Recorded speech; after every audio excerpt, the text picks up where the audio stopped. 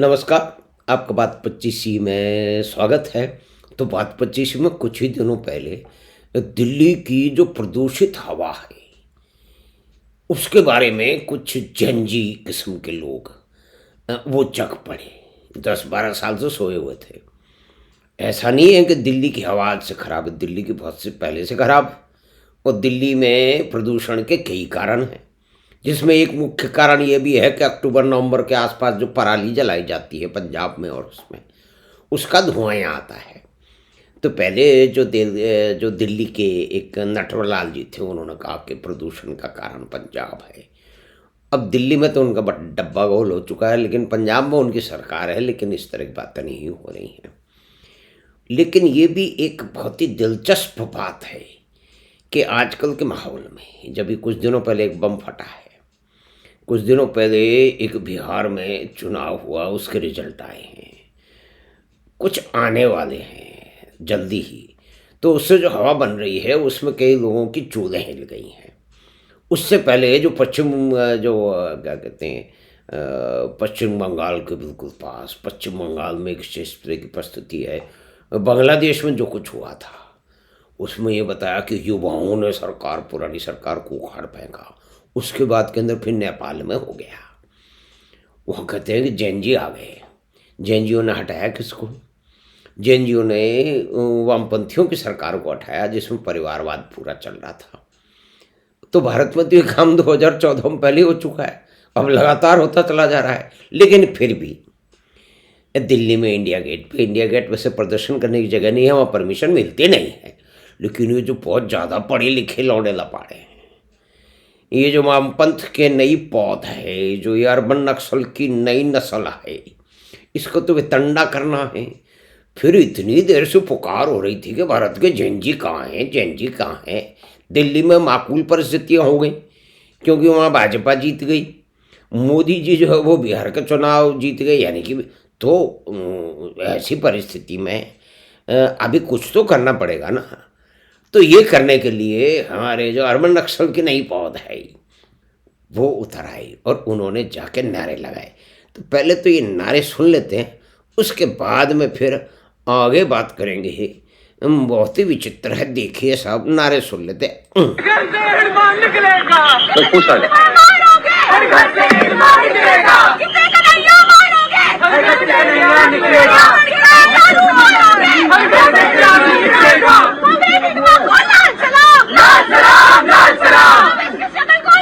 2023 में 17,000 लोग मर रहे हो, इतना ज्यादा एयर पोल्यूशन होने की वजह से सिर्फ दिल्ली में। इसमें हम सब देखते हैं कि इसका रीजन पीएलएस डेवलपमेंट मॉडल है, प्रॉफिट ड्रिवन डेवलपमेंट मॉडल है। ये जनता का डेवलपमेंट मॉडल नहीं है, और हमको जनता का डेवलपमेंट मॉडल लाने की जरूरत है, जो माओवादिस्ट बीजापुर में लेकर आए हैं, जो माओवादिस्ट बस्तर में लेकर आए। वाह वाह वाह वाह वाह वाह, डेवलपमेंट मॉडल, यानी कि वामपंथी डेवलपमेंट करेंगे। अरे भाई, दुनिया में कहाँ किया है वाम जो है ना डेवलपमेंट मॉडल, कोई पता तो दे। बंगाल आज तक जल रहा है, इतने साल तक वहाँ उन्होंने सरकार दी, ऐसी आग लगाई कि आज तक जला जा रहा है। और जो है वो वेस्टर्न हेमीस्फीयर में जो सबसे अधिक तेल, यानी कि सबसे अधिक प्राकृतिक संपदा से भरपूर जो देश है वेनेजुएला, उसका वामपंथियों ने बैंड बजा दिया है। वहाँ की इकोनॉमी ऐसी गिर पड़ी है कि सब लोग वहाँ से भाग रहे हैं। और वहाँ पे वामपंथियों ने क्या तांडव मचाया है, उस तांडव को मचाने वाला यानी कि मुख्य जो ह्यूगो सावेज जब 2005 में भारत में आया, और वो सब जो है वो जलाने विश्वविद्यालय में वो भाषण देना आया, तो बहुत सारे लोग उसके दर्शन करके उसकी वाणी सुन के बेहोश हो गए। वो किन कर्तव्य विमूढ़ हो गए कि क्रांति का दूत हमारे सामने खड़ा है, हम इसके देश की परिस्थिति में कम पहुंचेंगे, हम ऐसा नेता कब पैदा करेंगे। तो ये तो एक अजीब सी बात थी कि वेनेजुएला कहाँ है। ये इन लौंडे लपाड़ों को, इन जो नस्ल है जो वामपंथियों द्वारा तैयार की गई, अर्बन नक्सलों की जो नई पौध है, यानी कि अक्सर में जो वामपंथियों के बड़े बड़े नेता हैं उन सबके लौंडे लपाड़े बच्चे छोरा छोरी जो है विदेशों में मौज कर रहे हैं, देश में भी मौज कर रहे हैं, लेकिन इनको यहाँ भेज दिया। ये भी सारे खाते पीते घरों के दिख रहे हैं। 2-2 5-5 हज़ार के तो बैग लटका रखे हैं, इसी तरह की हुडी पहन रखी है इन्होंने और कपड़े पहन रखे हैं। और जो वहाँ पे मौजूद थे, जो गए थे, देखो ऐसी अंट शंट जगह हम तो जाते नहीं है। हमारे जयपुर में इस तरह के कम हुआ करते थे क्या? जब फिलिस्तीन में कुछ गड़बड़ हो, हमारे वामपंथी मित्र यहाँ पे जो है वो एक निकाल देते थे और मुझे भी सूचना देते थे। मैं तो कभी गया नहीं, 1-2 बार उनके स्वांग देखने जरूर गया। तो ये भी एक स्वांग है। और स्वांग अभी क्यों? भाई दिल्ली की हवा आज से खराब हुई है। दिल्ली के हिसाब तो पता नहीं कब से खराब है। जब नटवल दाल था तब भी खराब थी, तब ये नहीं उतरे। अब उतरे हैं क्योंकि परिस्थितियां इनके अनुकूल आई। इनके संरक्षक, इनके मालिक लोग मुश्किल में हैं। इनके जो अर्बन नक्सल के जितने भी सलाहकार बने हुए हैं, उन सब की भविष्यवाणियां खड्डे में जा रही हैं, नाली में जा रही हैं। वो कह रहे हैं कि इतने, कहते हवा चल रही है, सुनामी चल रही है, वहाँ पे उस पार्टी का बैंड बज रहा है। तो इस परिस्थिति में फिर बीबीसी जैसी, जो कि कभी नेताजी सुभाष चंद्र बोस ने बीबीसी को bluff and bluster broadcasting corporation कहा था, उसमें भी बड़ा जो है वो ठंडा मचा रखा है। भारत के लोगों को ललकार रहे हैं, भारत की युवा शक्ति को ललकार रहे हैं कि देखो नेपाल वालों ने क्या कर दिया। अरे जो नेपाल वालों ने तो बहुत देर में किया, भारत में तो 2014 में, भाई नेपाल में क्या हुआ? नेपाल में परिवारवादियों को ही तो भगाया गया ना, उनको निपोकिड्स को ही तो भगाया गया ना। निपोकिड्स को 2014 में भारत में पहले ही भगा दिया। इलेक्शन के दौरान कोई सड़कों पे आग लगा करके उत्पात करके थोड़ी बटाते हैं। भाई बहुत सारी डेफिशिएंसीज है, लेकिन फिर भी डेमोक्रेसी तो है, यानी कि प्रजातंत्र जैसा भी है वैसा तो है ना। बहुत सारे लोगों, बहुत सारे देशों से कम पड़ोस से तो अच्छा है। तो इस समय इनको माकूल परिस्थिति नजर आई। उसके कई कारण हैं। पहली बात तो ये है कि दिल्ली के अंदर भाजपाइयों की सरकार आ गई, ये इनके लिए एक धक्का। उसके बाद हरियाणा में जो इनके जितने भी सिपह सालार थे, जो बच्चों वो हुआ, वहाँ पे गड़बड़ हो गई, तो दूसरा धक्का। फिर तीसरा धक्का लगा इनको महाराष्ट्र में। उस समय उन्होंने कोई शिकायत नहीं की, है ना। फिर उनको अब लग गया धक्का, जिसकी ये घोषणाएं कर रहे थे कि दंडित चारा चोर का हमारे साथी है, उनका शासन और हमारा शासन बिहार के अंदर जो है वो क्रांति ले आएगा, लेकिन ऐसा कुछ हुआ नहीं।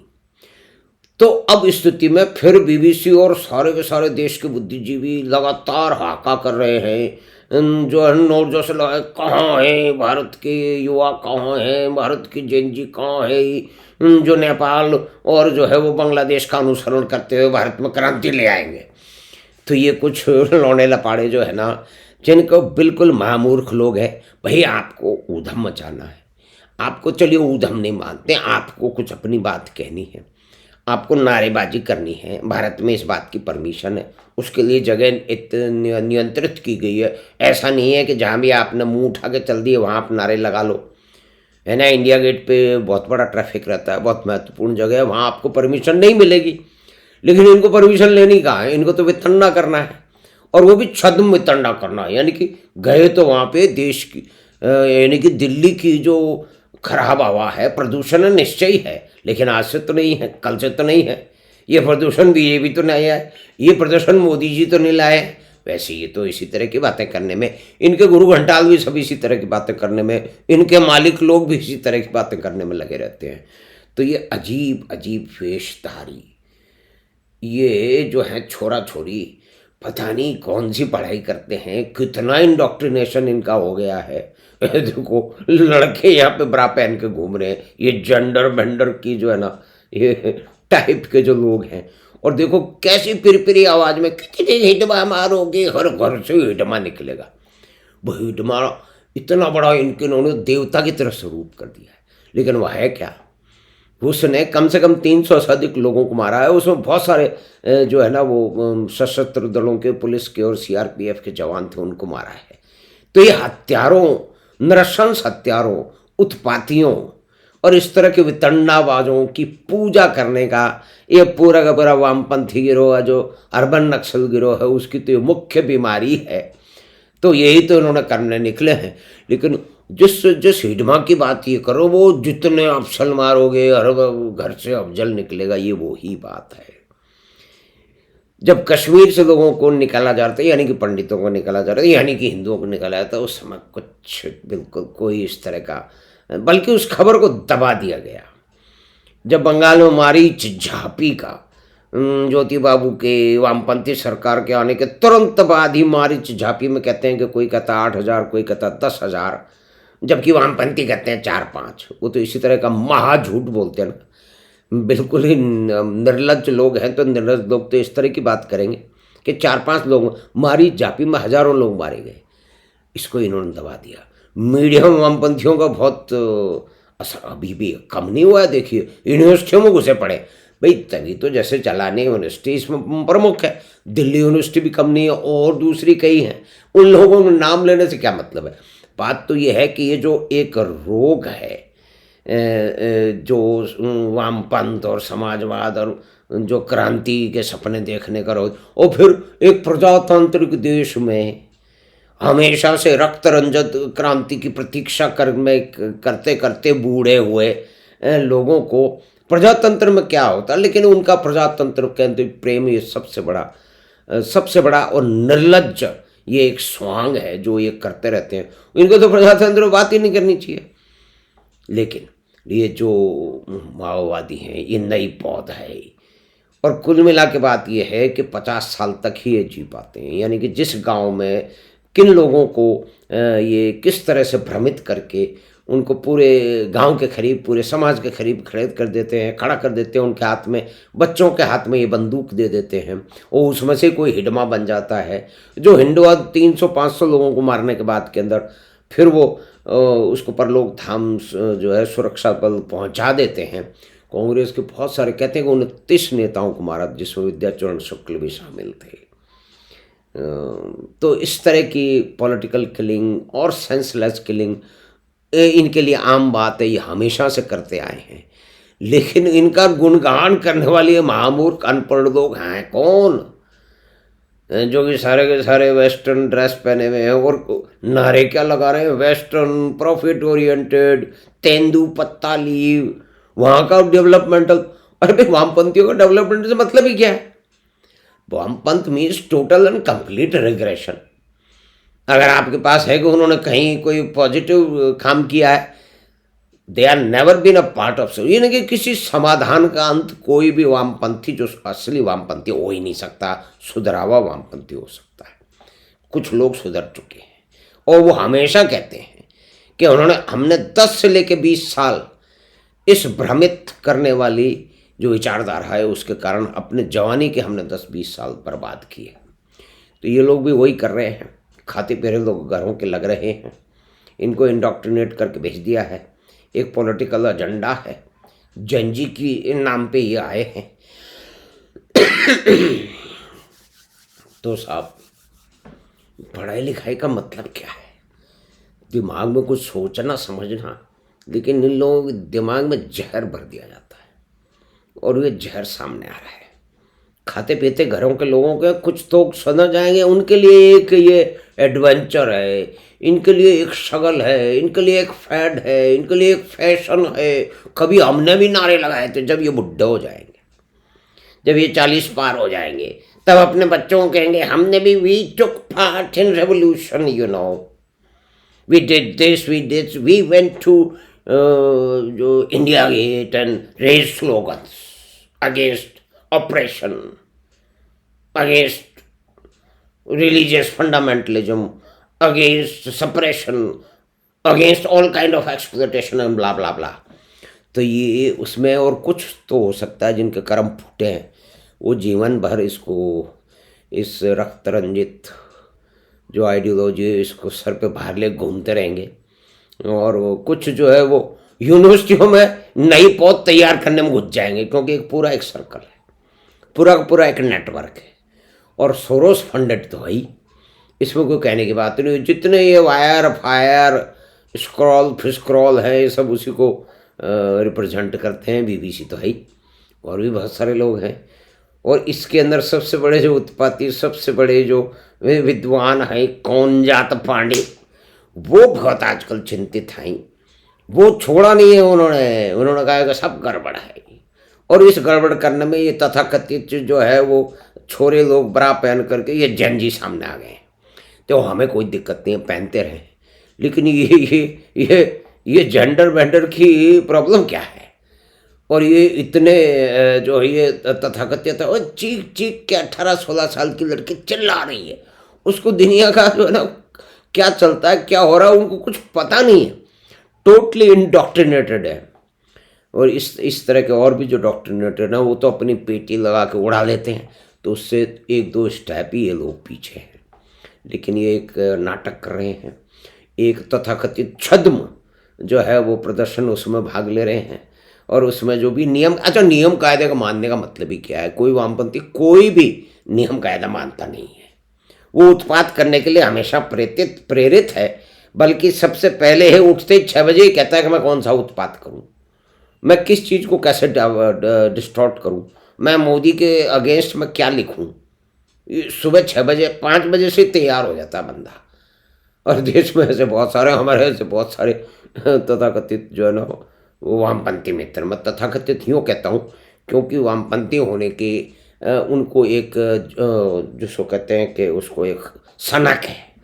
क्योंकि वामपंथी होते ही आप एक शहर का जो एक तथाकथित जो है वो बुद्धिजीवी बुद्धिजीवी है बस, उस ग्रुप के आप मेंबर हो जाते हैं। फिर आप कविता पढ़ सकते हैं, वो पता नहीं क्या क्या कर सकते हैं।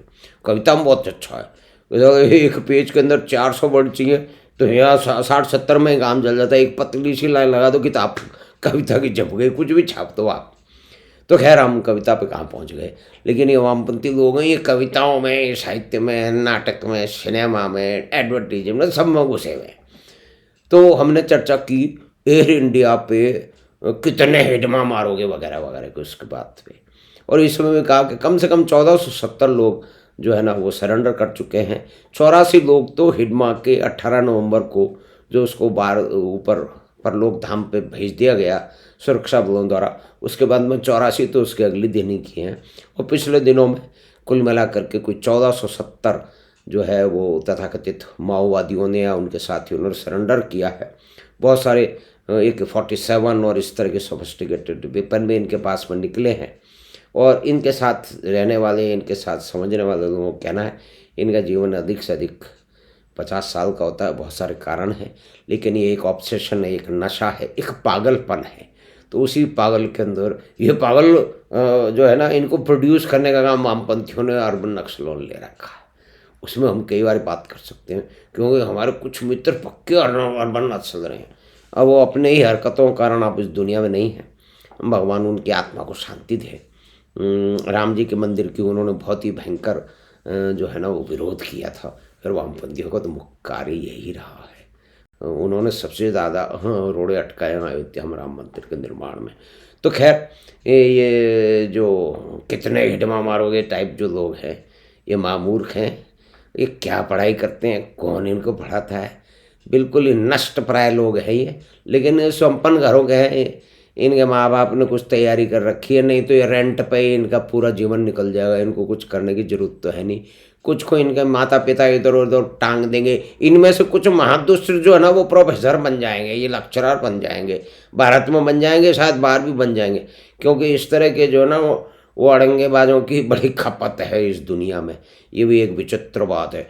और कैपिटलिस्ट कंट्री में ज़्यादा है, जैसे अमेरिका सबसे ज़्यादा इस तरह के नमूनों को पाल रहा है। यूरोप भी कम नहीं है, इंग्लैंड भी कम नहीं है। तो खैर इंग्लैंड के तो उद्योगपति ने मार्क्स को पाला था। तो ये भी तो एक कैपिटलिस्टों का एक शगल है कि इस तरह के हैंडे बैंडे लोगों को पालते रहते हैं अपने जू में। तो हमने बातचीत की जो है दिल्ली में जो ये कितने हिडमा मारोगे टाइप का, उसका छद्म रूप तो वो था कि हम दिल्ली की हवा ठीक करना आए हैं। लेकिन वो एक नारेबाजी का शिकार हैं, नारेबाजी का उत्पात हैं। वामपंथियों की यानी कि अर्बन नक्सल की एक नई पौध है। तो उसने अपना हरकतें जो करनी थी वो कर दी। तो हमें आशा है कि बातचीत आपको पसंद आई होगी। तो आप चैनल बात 25 को सब्सक्राइब करें, लिंक अपने मित्रों परिवार के साथ साझा करें। हम आपसे फिर मिलेंगे बात 25 की अगली बात में। धन्यवाद, नमस्कार।